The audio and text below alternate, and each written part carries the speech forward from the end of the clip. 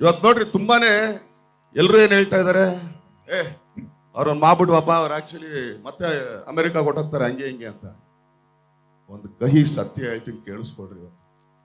ಯಾಕಂದ್ರೆ ಒಬ್ಬ ಸ್ನೇಹಿತನಿಗೋಸ್ಕರ ಆಮೇಲೆ 24 ಗಂಟೆ ನಾವು ಫೋನಲ್ಲೂ ಇರಲ್ಲ, ಮಾತಾಡಲ್ಲ, ಸಿಗ್ದಾಗ ಶಾಸಕರೇ ಅದು ಇದು ಅಂತ ಮಾತಾಡ್ತೀವಿ.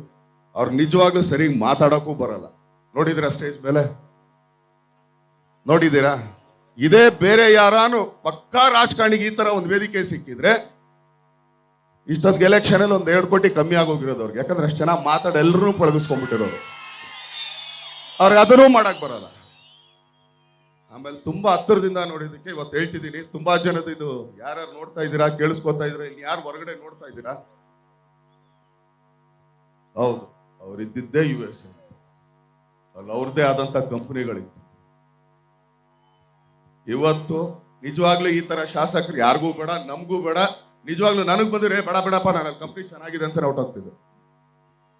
ಇರೋ ಸ್ವಲ್ಪ ಏನೋ ಮಾತಾಡ್ತಾ ಇದ್ದೀನಿ, ತಡ್ಕೊಳ್ಳೋ, ಯಾಕೋ ಹಿಂಗ ಆಡ್ತೀಯ ನೀನ್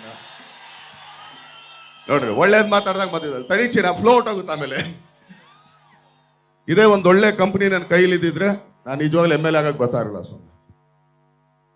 ಇವತ್ತು ಆ ಕಂಪ್ನಿನ ಮಾರಿ 8 ಕೋಟಿ ಸಾಲ, ಎಲೆಕ್ಷನ್ ಸಾಲ ತೀರಿಸಿ ಇವತ್ತು ಅದೇ ಕಂಪ್ನಿಲಿ ಕೆಲಸ ಮಾಡ್ತಾರೆ ಅಂತಂದ್ರೆ ಈ ತರದ್ ಯಾವ ಶಾಸಕನ ಬೇಕು?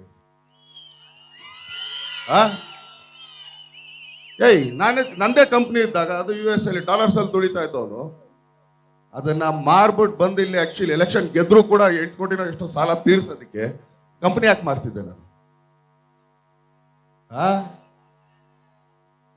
ದಯವಿಟ್ಟು ಯಾರ್ಯಾರು ಸುಮ್ಮನೆ ಅವ್ರ ಮೇಲೆ ಹೂವಾ ಪೋಹ ಹೇಳ್ತಾರೋ ದಯವಿಟ್ಟು ಈ ಕಹಿ ಸತ್ಯಗಳನ್ನ ಅರ್ಥ ಮಾಡ್ಕೊಡಿ. ನೀವೊಂದು ಒಳ್ಳೆ ಕೈಯಲ್ಲಿದ್ದೀರಾ. ಇದೇ ಒಬ್ಬ MLA ಆಗಿದ್ರೆ ಚಪ್ಪಲಿಯಿಂದ ಹಿಡ್ದು, ಪ್ಯಾಂಟಿಂದ ಹಿಡ್ದು, ಶರ್ಟಿಂದ ಹಿಡ್ದು ಎಲ್ಲ ಮೇಲಿಂದ ಕೆಳಗಡೆ ಅವ್ರಿಗೆಲ್ಲ ಕುಲ್ ಮಿಲಾಯಿಸಿದ್ರು ಒಂದು 8,500 ರೂಪಾಯಿ ಐಟಮ್ ಇಲ್ಲ. ಇಲ್ಲಿ 8,500 ರೂಪಾಯಿ ಐಟಮ್ ಇಲ್ಲ. ನಾನೇ ಹೇಳ್ತೀನಿ, ಇದಕ್ಕೆ ಯಾಕೆ MLA ಆಗ್ಬೇಕಾಗಿತ್ತು? ನಾನೇ ಚೆನ್ನಾಗಿದ್ದೀನಪ್ಪ, ಒಳ್ಳೆ ಪ್ಯಾಂಟ್ ಒಂದು ಟಿ ಶರ್ಟ್ ಹಾಕಿದ್ದೀನಿ, ಹೌದಾ ಅಲ್ಲ?